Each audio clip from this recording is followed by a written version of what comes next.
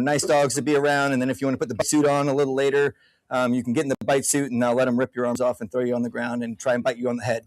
So that's mostly what I do. What we're going to be talking about today is a little bit of protection, how to think as a system and not just, I got a gun, I'm good to go. So I want you guys to think about for a minute, you're sitting in your home, you're relaxed watching TV, and all of a sudden, boom, door gets kicked in, 3 to 5 guys come rushing through your door. In the first 5 seconds, what do you do? And it's not what do you think you'll do right now, but what have you actually trained yourself to do? Because if you're just thinking about it, this is just like a hypothetical. So if you're just thinking about it and you haven't actually run like true mental scenarios or actually rehearsed that, the chances that you'll do it in the heat of the moment are very, very small. So we'll come back to this scenario in a little bit. So every year there's 1 million burglaries in the United States. So they don't really have statistics for home invasions. What happens is about 20% there's people home when these burglaries happen. And so those typically get classified into the robbery category. So home invasions themselves are really difficult to find, but that means 280,000 times a year, people enter other people's homes to do some kind of crime when they're there. And so some percentage of those are going to be violent home invasions. Now, sometimes these are planned, like we just described, where it's multiple people that are planning to come into your home and to kidnap you, trap the house, close it down, and do whatever they do. Typically, a home invasion lasts between 1 and 4 or 5 days. This is very common. They trap the people, they tie them up, and then they live in their home and do whatever they're doing to the people that are in there until they decide to leave. And because most neighborhoods, people don't know their neighbors, people rarely see their neighbors, there's very little indication that anything's wrong in the house because it's like doors are just closed, lights are on in the evenings, whatever. Yes, just normally what we see. So you end up in a situation like this. It can be very, very bad, especially if it's a wife and kids at home by themselves or a woman living alone by herself. So most people think in these situations, well, I've got a gun, I can defend myself. So I always like to tell the story of Machete James in these situations. Some of you guys have heard me talk about him before, but Machete James is a buddy of mine. His name is James, and he was attacked with a machete. That's why we call him Machete James. And Machete James was he not what you would think. Exactly. He was a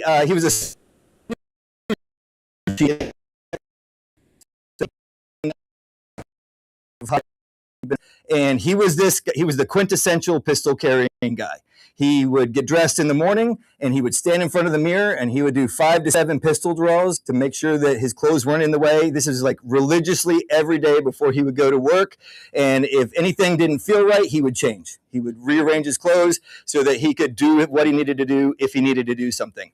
He also had a trained protection dog from me, which on this particular day, he did not take with him when he went to work, even though he could have. Now he doesn't go anywhere without her ever. But he was working now, civilian side. He was working in a place where they took construction workers and they would come and sign up and they'd say, I'm a mason, I'm a drywaller, I'm a whatever. And they'd sign up with this company. And then the company worked with construction companies and they would place them temporarily for day jobs at these sites. They load them up into a van, drop them off at the various different job sites. In the evening, they go back up. And so that was the job he was in. He had just dropped off a bunch of guys. He came back in and he could have just gone home with that bit of record keeping to do. So he's like, I'll run back in, just knock that record keeping out real quick, and then I'll go home. So he goes into the back office. He's over on the whiteboard filling out the information that he needed to, and he hears the door of the back office open and close. Didn't think much of it. And all of a sudden he hears slap. And he's like, that's a weird sound. Turns around. The girl at the window that was working there, there's one of the guys that he's seen numerous times come in, and big, tall, thin black guy, and has a machete in his hand. It's bent halfway through, and the girl's face is on the counter, and he had walked in, and thankfully he sucked at swinging machetes because he did slightly scalp her, but didn't kill her. But she had gone down. He's turning around going, what the hell am I seeing? Like, what is this thing that's happening here? Surely this isn't one of our workers that walked in with a machete and starting to swing it around at us. And so in that pause of wondering what the heck is going on, the dude turns his attention to him and starts to charge. And he's about from me to you away when this happens. James draws his pistol, fires 2 rounds before the guy gets on top of him. hit him in the forearm. They go grit down. Machete goes one direction. Pistol goes the other direction. They wrestle for a second. Girl sees her opportunity to escape. She takes off, trips over a chair, causes a ruckus, jumps back up and takes off. That gets his attention enough, the guy that's the attacker, and he goes after her. James grabs his gun, runs outside. The guy's already gone out of the parking lot. Police come. They eventually catch the guy, blah, blah, blah. It takes James 6 months to recover from that 5-second encounter. Serious injury to his shoulder. He had taken one machete hit in the forearm when the guy came in, so he's firing and his arm's up. He tries to swing down. He's got a pretty decent gash on his forearm. And just in general, walking around and all that kind of stuff, feeling normal again, about 6 months to recover from that. Having a gun is not going to solve all your problems. Now, he calls me 10 minutes after the police release him from this situation, after they get all their information and everything. And he's like, dude, I need to come over. I was like, okay. So he tells me the whole story. We'll get into some of the issues where what he perceived happened in the moment versus what really happened when we got the videos, and how you do not want to talk to police ever immediately following a situation like that. Because it's not that you could say something that would get you in trouble. It's you don't know what happened. The concept of thought happened. When we got the videos, something completely different happened. So we'll talk about that in a minute.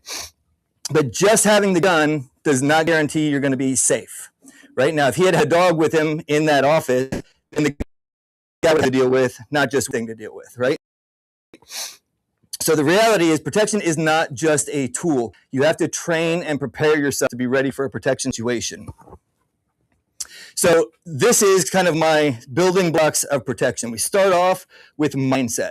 So this is how you think. Most people have a movie type concept of what will happen if I get in a fight. I'm going to be John Wick. I'm going to be able to take these guys down. I'm going to shoot this dude in the head, and I'm going to take those 2 other guys out, and you aren't going to do any of that shit because that's all highly choreographed.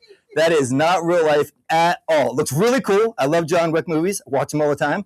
But that is not how real life works, right? Real life is messy. Real life fights are very unpredictable. And whatever it is you prepared for is not how it's going to happen when something really goes down. The next one is the subconscious. Honestly, in my opinion, this is the most important of all these steps. So this is the one I like the best. Buy a dog for me, and it'll help you out.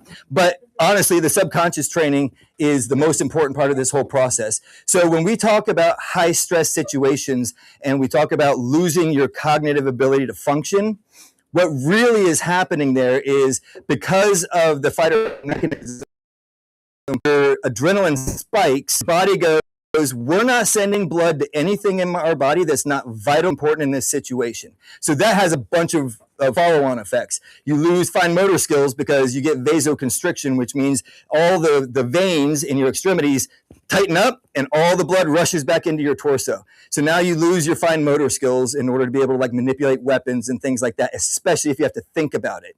It also causes tunnel vision. So it happens in your eyes as well. So all your peripheral vision goes away and it's like you're looking through a straw. And now what that allows you to do is focus on the threat. What it doesn't allow you to do is have situational awareness of any other potential threats. The other thing that very frequently happens under high stress is you lose your hearing. Has anybody here ever shot a deer with a rifle, especially if it was early on in hunting and you didn't hear the blast at all? That's because you were excited. You had adrenaline going up. And when you pulled that trigger, you felt a little bump from the rifle and you saw the deer go down and you were like, awesome, no ringing. No, you didn't feel like, hey, I've lost my hearing for a couple minutes. You felt totally fine. That's because in the excitement and the adrenaline spike, your body shut down your ears. We don't need ears right now. We need to focus on shooting that deer. That happens in fights too. People have a shotgun barrel right next to their face. It'll go off. They never hear it. They also, by the way, can't hear their buddies talking to them. The dogs experience the same thing. If you don't train them to deal with high stress, they'll go in, they'll deploy, they'll be biting and fighting, and you'll be like, oh, that's exclusion, just like we do sometimes. So you got to maintain that stress inhibition, which we'll talk about in a minute. But we're going to talk about how to train your subconscious, because when all your cognitive ability goes away, your body basically goes, which pre-script in subconscious am I going to run right now? And if you don't have any pre-planned scripts for this situation, you go until something bad happens and it's over. And then you wake up and you go, what happened? And somebody else has to tell you. So capability is the next one. So we haven't even gotten to tools yet, and now we're talking about capabilities. This is, if you have a gun but you can't use it, it's not any good to you. If you carry a knife and you don't know how to use that for self-defense, it's better not to draw it at all. If you don't know how to go hands to hand and grapple with somebody, then you're in trouble if they get their hands on you, right? You have to have the capability to actually do whatever it is in your scenario that you need to do to make it through this scenario. And the problem is most people don't really think through those. That goes back to our subconscious training, which we'll get into. And then planning, I'm getting ahead of myself a little bit, so I'm going to jump here. So our mindset crumbles in split attention, meaning we have no focus on, we're not going to be able to focus. You can't do it in normal life, right? This whole idea of multitasking. There is some studies, congratulations women, that some women can actually multitask and can hold multiple things in their head at once. Guys almost inevitably do this and go boom, boom, boom. We can hop back and forth, but we can't focus on both at the same time. So when you have a situation that happens, you can end up in a really bad situation. So here's the scenario. You're walking out of the grocery store. You've got a kid in the cart who's sick, still got the sniffles. You got two other younger kids who've been bickering the whole time you're in the store. You're frustrated. You're tired. You got a cart full of groceries. You get out to your car. It's hot summertime. You reach in, you crank the car up so the AC can start getting going. You get the kids, you buckle them in. You go to the back, you open your trunk. You start loading your groceries in. You just want to get home. You want to get the dinner made. You want to relax for the evening. And all of a sudden, the car kind of shifts a little bit. And you're like, oh, that's weird. And then, boom, it starts to drive away. And you realize somebody just jumped in your front seat and they're driving away with your car and your kids are in there. Now, you're going to draw a pistol and start shooting at your car driving away while your kids are in the back seats. You don't know if you're going to hit them or not. By the way, cars are not bulletproof. Okay? All this hiding behind cars. If you take a 9mm pistol and stand on one side of a car and shoot the door, it will go through that door, through the car, through the other door, and out the other side. All right? The only part of your car that might stop bullets is the engine block and the wheels. And they're small. Like, have you ever tried to hide behind a wheel? Like, there's not much protection there, right? So just keep that in mind. A lot of people think cars are bulletproof because in the movies, cars are always bulletproof. That doesn't work that way.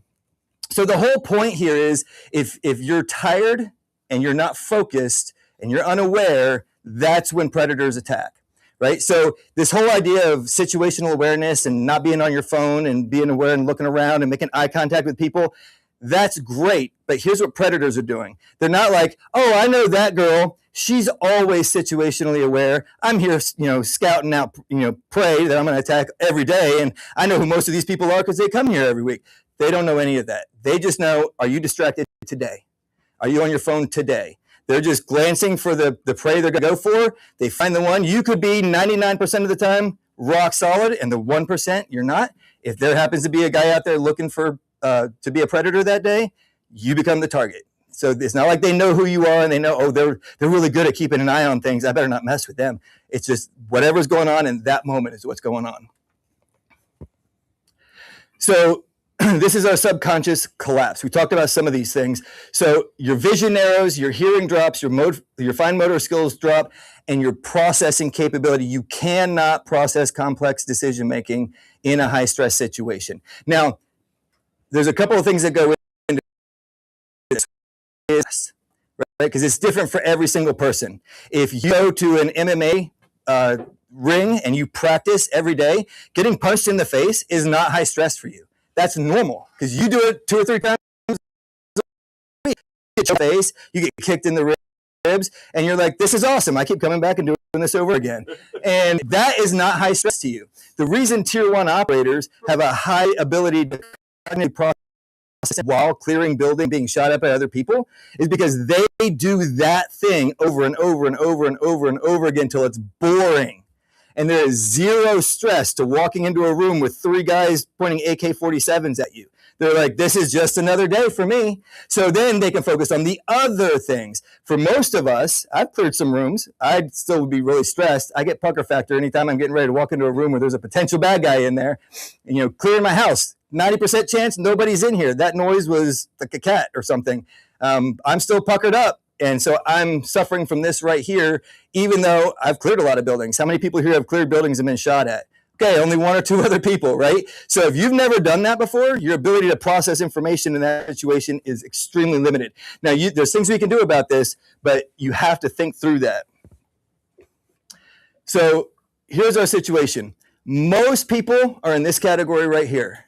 They go to a range, they shoot a couple rounds, they hit a paper target, they go, I'm good with my gun. So here's a little thing I always like to run people through if they think that they're proficient with their firearm use.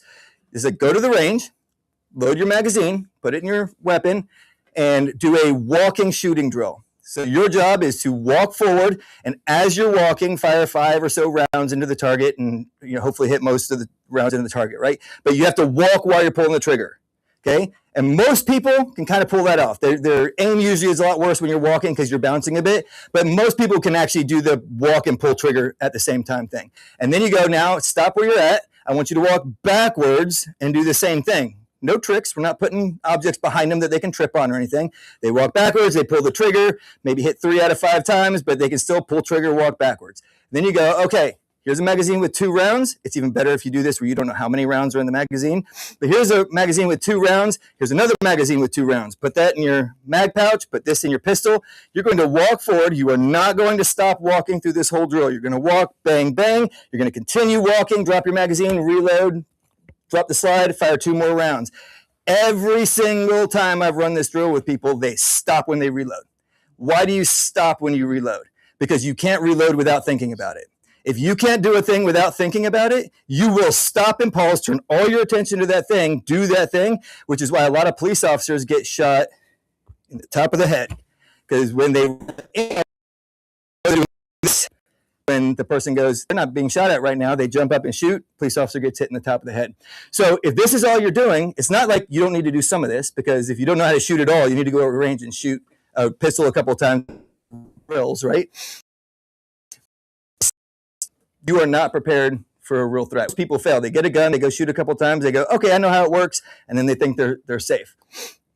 So the other thing you need to be doing is setting up scenarios. Now, the best way to set up scenarios is to get something like a blue gun. If you want to, you can even just hold your hands out and go bang, bang, bang, right? You're not using real guns in this situation. If you want to make it more realistic, airsoft is great. Airsoft will ding your drywall. So if you don't want ding the drywall, maybe not do that. I like to set up rooms where I just do plywood walls. If you can set up a little shoot house where you're not firing live rounds, you're just shooting airsoft. And then if you want to really go up, you can use simunitions. Simunitions are live rounds in an actual pistol where it's a modified barrel. You take your barrel out, you put a different barrel in so a live round can't chamber in it. And they're necked down to like 25 caliber or something like that. And it's a little plastic piece that has colored soap in the front of it. When it hits you, it freaking hurts. So you got the adrenaline up because you're like, I don't want to get shot. But all it does is leave a mark on you when you get hit, so you can tell where you actually hit the people.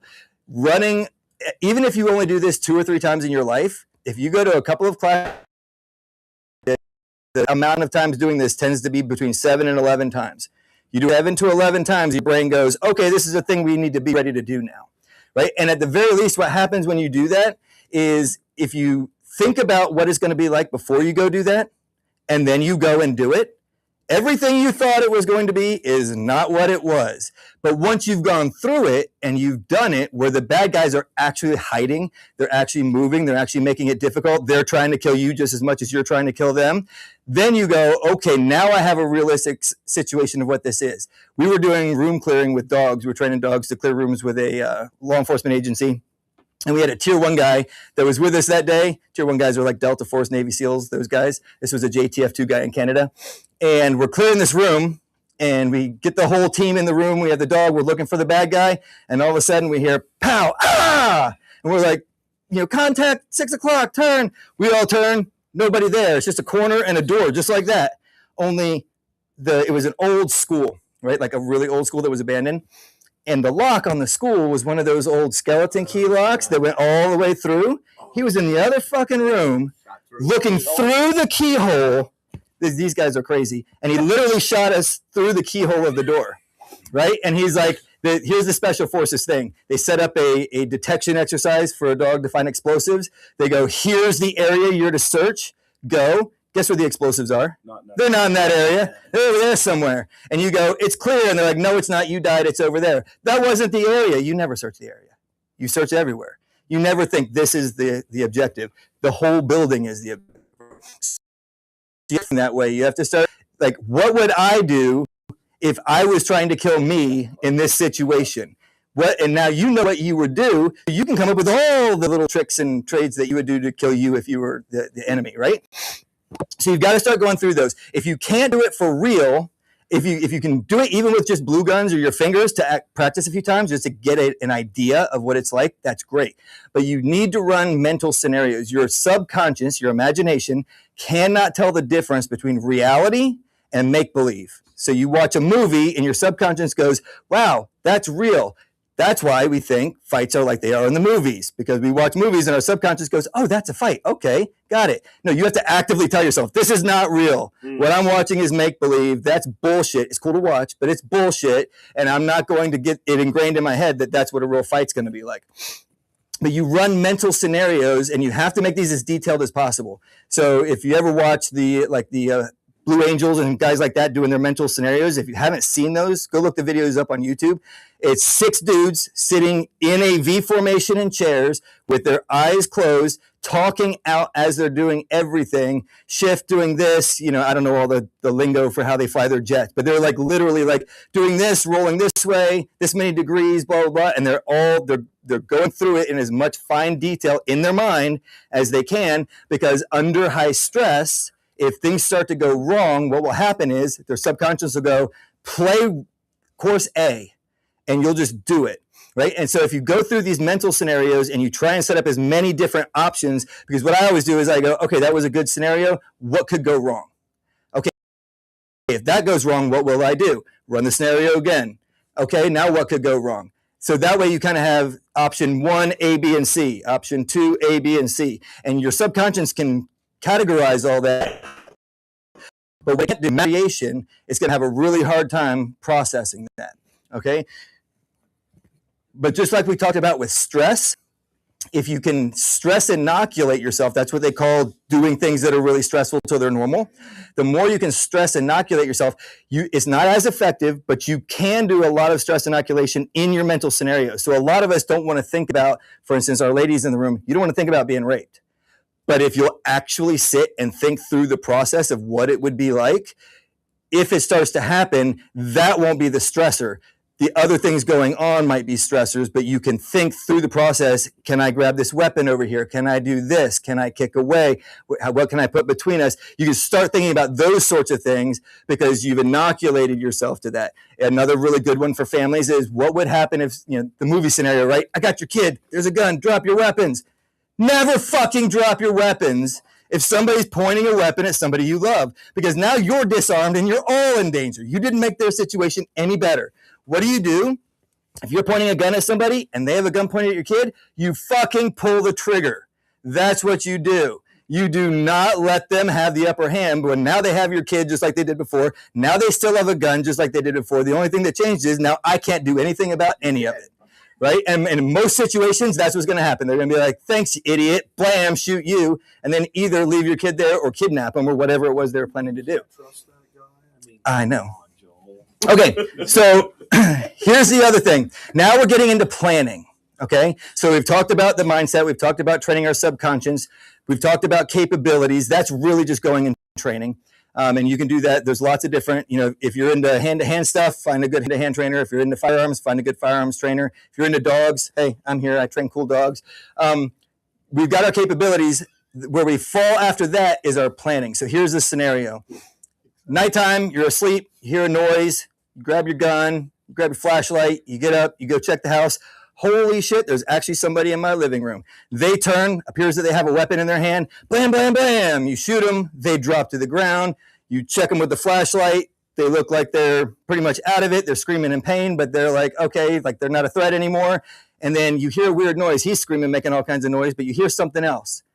What is that? Is that my kid screaming in their bedroom? You run around to the bedroom. Your rounds went through the drywall and hit your kid sleeping in their bed.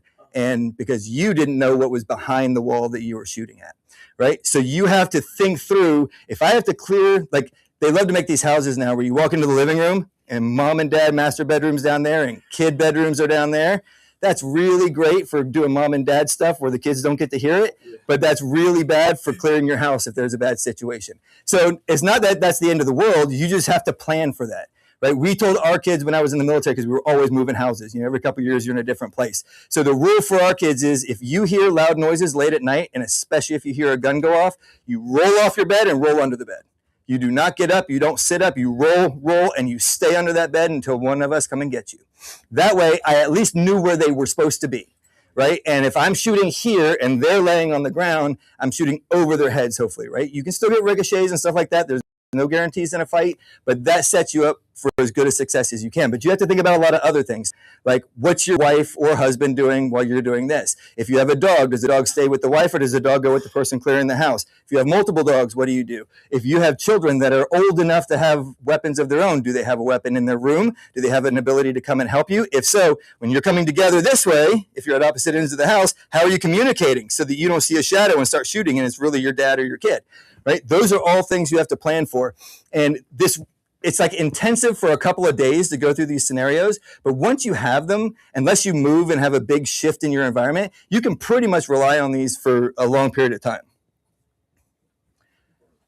So we already talked about having work, having exhaustion, being distracted by the kids, you're sick. All of this talk about that you can train yourself to be aware subconsciously. Okay, so a great way of thinking about that is, who here drove stick shift when they were younger?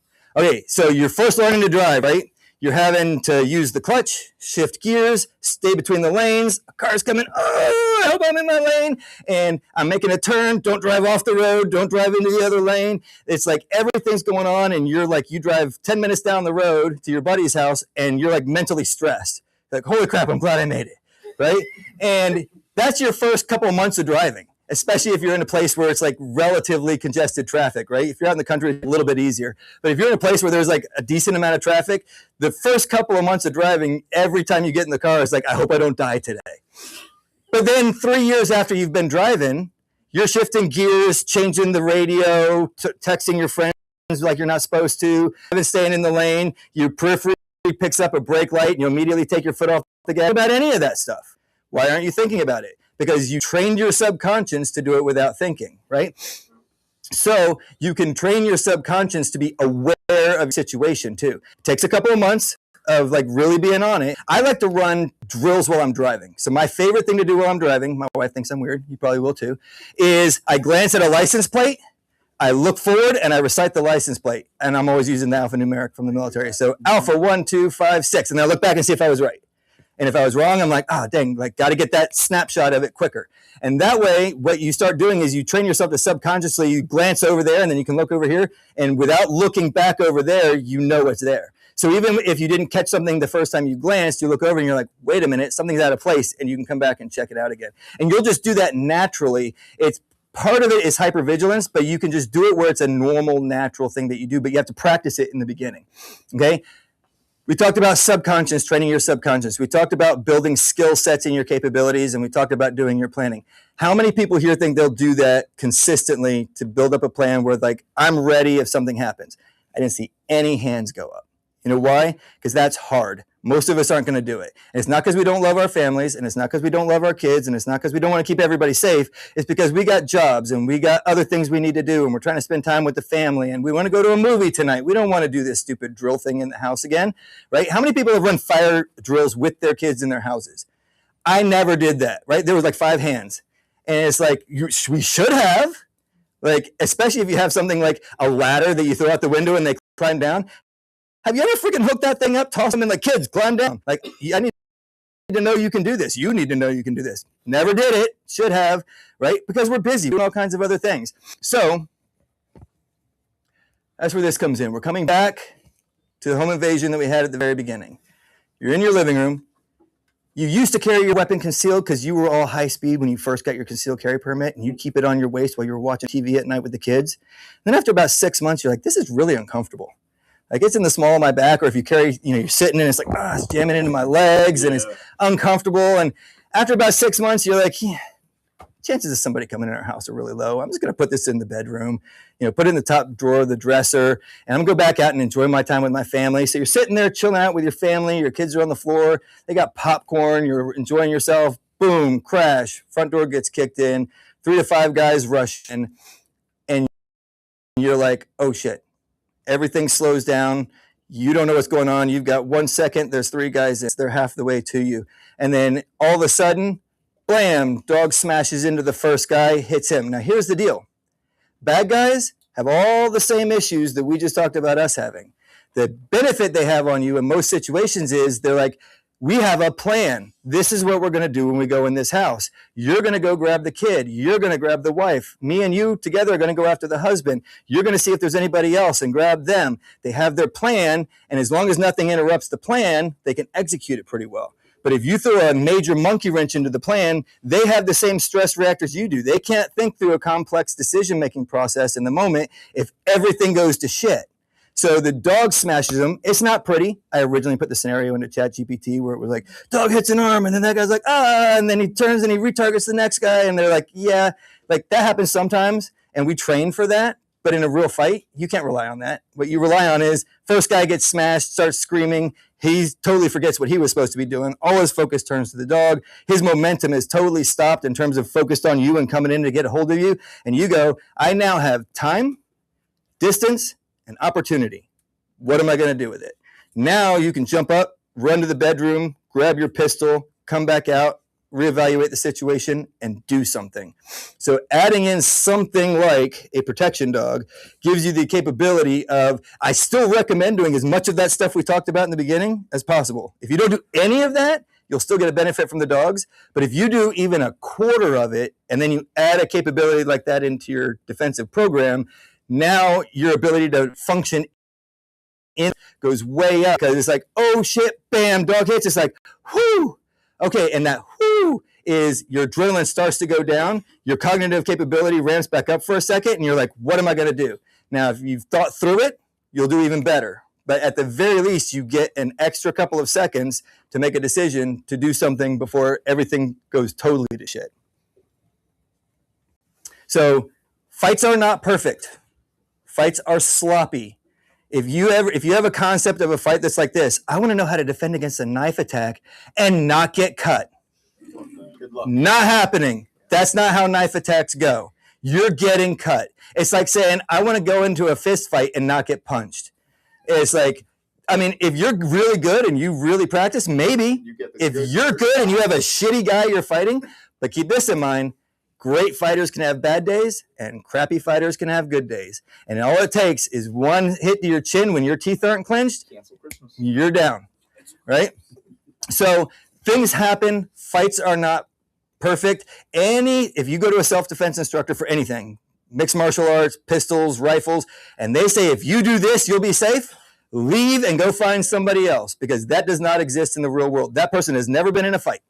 So real fights are chaotic. They never go the way you think they're going to. You prepare and you plan as best you can. You stack as many things in your favor as you can, and then whatever happens, happens. And that's just how it works. However, the more prepared you are, the higher probability you're going to walk out of that alive and with less injury than the other guys. And you set up your property so you're funneling people how you want them to come in. If you have that capability, like the reality is a lot of people live in apartments. A lot of people live on little quarter-acre lots in a neighborhood, right? And you have limited ability to do that stuff. There's tons and tons of stuff you can do for a defensive plan based on your property, where you live, your neighbors, your capability. How much money do you have to spend? Like, I could drop $5 million on a 10-acre piece of property and still have, like, give me another 5. I could do more, right? So it's this whole concept is literally that. It's how much time, money, and energy do you have to invest in this? And for most of it, it's maybe 10% of a month in a year,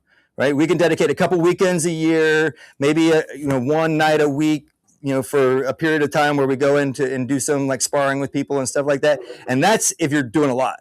Most people aren't going to do that, right? But do as much as you can. But if you don't do anything else, try and do some kind of stress inoculation training. I used to take my kids when they were real little, and I'd sneak up behind them, and I'd grab them, and I'd lay them on the floor, and I'd get on top of them, and I'd put my elbows right at their shoulders, and I'd cross my feet over their feet, and I'd go, get out. And the first time I would do that to them, they'd freak out. Ah! And I'm like, stop and breathe. Calm down. And then the next thing they try to do is go forward. My elbows are right where their shoulders are. They can't go forward. But I would always leave just enough slack in my legs that if they would crawl backwards, and I'd make it tough for them, but if they would crawl backwards, they could get out. And then when they got out, it's good job, and we go do something else. And I did. Every one of my kids went through get tackled by dad. It was just like pick them up, lay them on the ground, but that get on top of them and be like, get out. And it was just to stress them out and make them think through the process. And it's kind of fun and it's playing with them. And after a while, they're like, Dad, try and choke me out. And it's like, okay. Like, do you want me to really try and choke you out, or let me just let you get out of it? Okay. But so some kind of stress inoculation, some kind of subconscious training, some kind of planning, and then some kind of training so you at least have a baseline. And then if you still don't feel safe, I have dogs available. I'll help you out. So we got bunches of them, right? Yeah? You want to bite somebody? It's his fault, right? Maybe. It's just, yeah. Yes, Boy. please. Okay, so this just kind of goes through that couple seconds and the intervention with the dog. If you do want to get a dog, I basically have two primary paths to get a dog. If you have more time than you have, you can buy a puppy, something like Canine Academy. Train your dog up, get a decent level of foundation of obedience in them, and then work with another local trainer or come work with me to bring out the protection side, the bite work side of the dogs. If you don't have any time, but you've got money, you can pay me to do it for you, and I'll make sure everything is done right. And then we spend 5 days where I teach you to handle that dog, and then you take it back home and integrate it into your life. This is literally what my dogs do in the house all day. This is a Malinois that everybody says you have to run and you have to do all this exercise with, and I don't do any of that shit. He goes with me wherever I go. Most of the time, he's laying on a table in my garage while I go do stuff through the day. And then for 2 minutes a day, 3 minutes a day, in the morning, he gets to run around and use the bathroom and come back. And in the evening, he gets to run around and use the bathroom and come back. And that's it. Other than that, he's pretty much doing this with me. Now, when we go tracking, he tracks. When we go do bite work, he gets to do bite work. If I'm working puppies, he's going to do a little bit of work just so the puppies learn to be around a big dog. But this is 80% of his life right here. So these dogs do not need, they're not so high energy people can't handle them. If you train them properly and discipline them when they're pups, what's our pups do?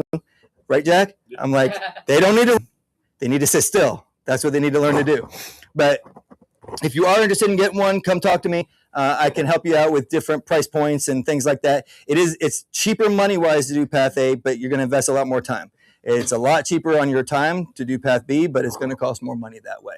But I do have something that we call the Definitive Home Planning Guide, which I let know like 2 days before I came, and he's like, I don't think I can get it done in that time. So if you email me at fortresscanine@gmail.com, I will send you our planning guide. So basically what that does is a little checklist that walks you through the things you need to think about when you're planning for what would I do if somebody came into our house at night where we're all sleeping, right? What would I do if there was a home invasion? What would I do if I'm at my car? That whole situation where the kids are in the car, what am I going to do, right? Being aware of situations. And then we build it where you don't need a dog. But then we also show if you do have a dog. So for instance, the vehicle scenario we talked about earlier, if I'm moving with my kids, I put them in the car, and then guess what I do? I put my dog in the car.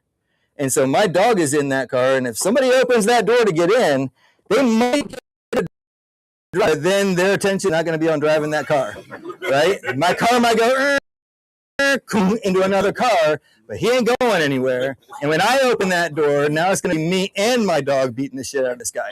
So I wrote a book. So right now I have some copies of our final test print. I probably will put one or two of those up on the barter blanket when we get there. But I have the final print being printed right now at the printers, but you guys can take a look at it if you want to. Basically what it does is it explains what we do with our dogs, all the different types of things we train them to do, multiple attackers, retargeting so that they don't get stabbed by a knife. How do we train them to be calm? They integrate into families and they're stable around cats and kids and all that kind of stuff. So if you're interested in information about that, it's high gloss. You can just buy it because there's lots of cool pictures of dogs in it. Like every other page is a picture of a dog. It's called Beyond the Bite. And it's also available on my website if you want to go there and order. But you can email me, you can text me, or you can go to the website and order that. It's at fortresscanine.com. And then it's not going to be today, I don't think, but at some point we'll do a demo where people can get in the bite suit and get chewed on by dogs. So we're announcing it now. So I know you've already let me know you're interested. If anybody else wants to do it, I'll be sitting over on one of the tables this evening smoking cigars. come let me know. Once we kind of have a group of people we know are interested, we'll make up a time together. You have to sign your life away, because if you die, it's not my fault. And I told you to stay on your feet. You fell down. So sorry for you. But you can feel what it feels like to actually take bites off these dogs. I will warn you, he likes to bite feet when there's another dog present. So he's a real son of a bitch. He's like, oh, I guess got to hit your arms. I put another dog with him, and he's like, oh, she's got arms. I'm getting her Achilles tendon. And but you'll actually feel what it feels like. We can do one dog at a time, or we can do both. I usually do one first, just so you kind of, okay, I know what that feels like. Because if you try and do the light on your feet thing, well, there's a dog yanking your arms, you're going to the ground. So it's you plant your feet, you take the hit, and then you can fight with the dog and move as you need to. And that second dog comes in and you from under you while this dog's in you this way, it can be pretty hard to keep yourself on your feet. But it's exciting. And I haven't had anybody bit in the head yet. I've had some really close calls, but nobody's been bit in the head yet. He's the closest that I've ever gotten. Took a guy to ground. Guy's head's here. Punisher's teeth is here. And I was like, leave it out. And he paused. And he looked at me. And then he's like, fine. And then I was like, do not move. Do you understand me? And it was just a training event. But I'm like, freaking don't move. Like, he's right at your head, and he wants a piece. So that's the closest we ever got.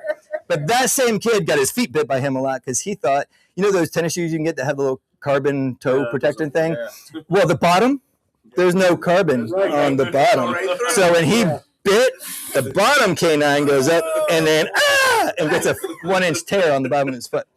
So, all right, well, that's been fun. Does anybody have any questions? Can we pay to watch this? Go to Fortress Canine Dogs on Instagram. You can see videos of it. The people who go in the bike suits, we usually set it up and tell everybody it's happening so we can laugh at them. Yes.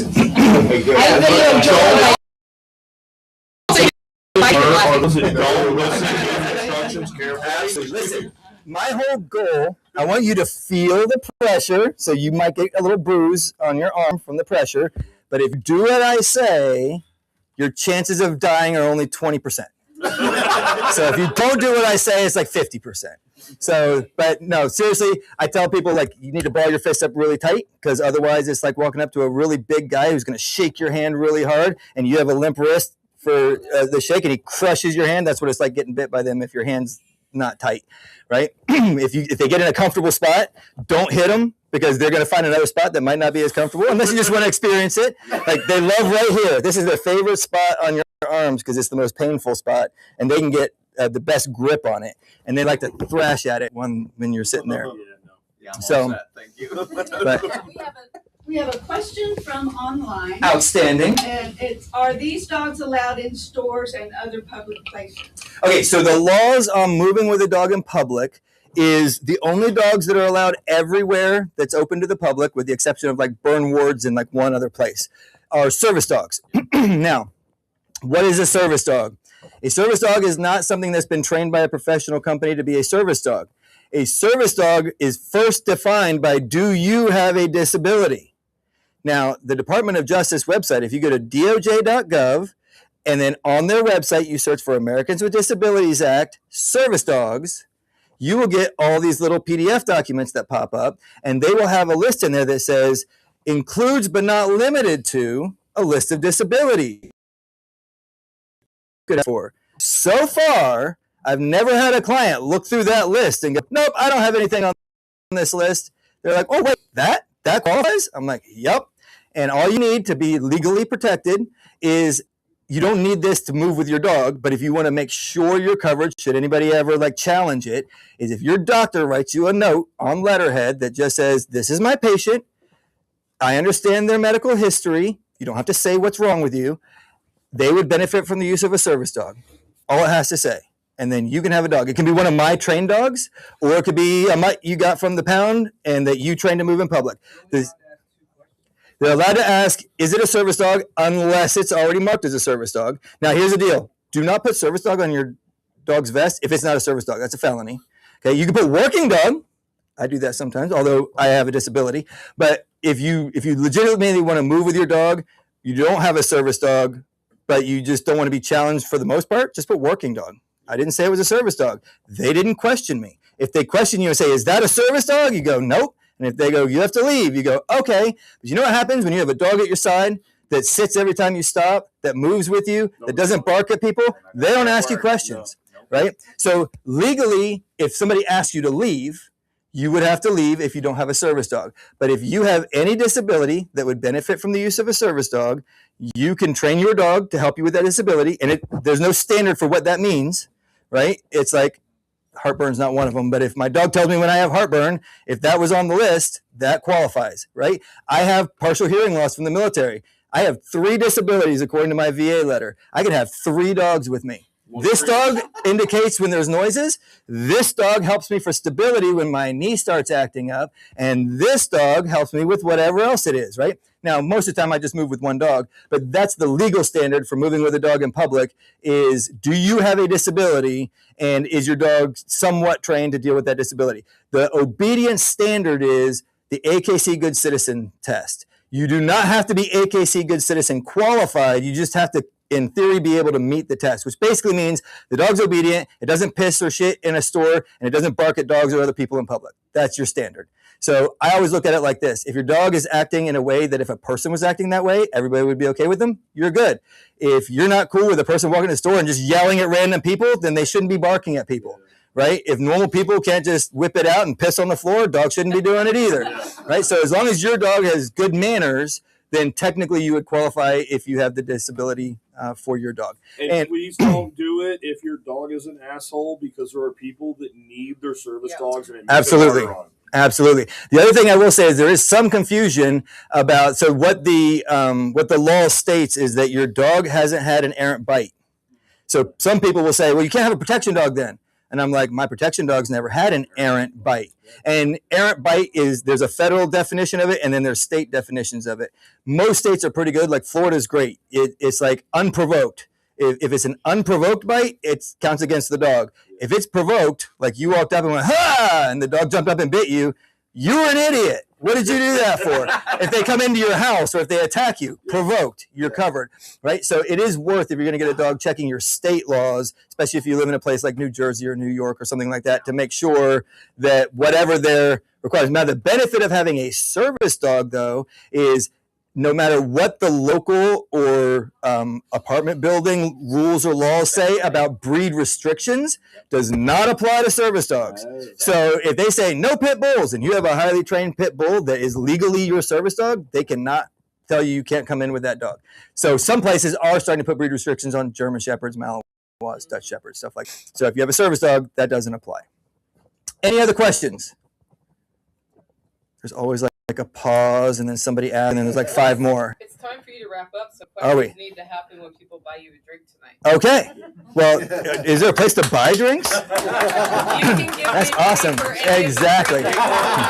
You are all free to give Nicole money to drink. Exactly. So I would be happy to talk to anybody who wants to chat. I will be over, if you saw where I was sitting last night in that little round thing, probably somewhere in that area smoking my cigars.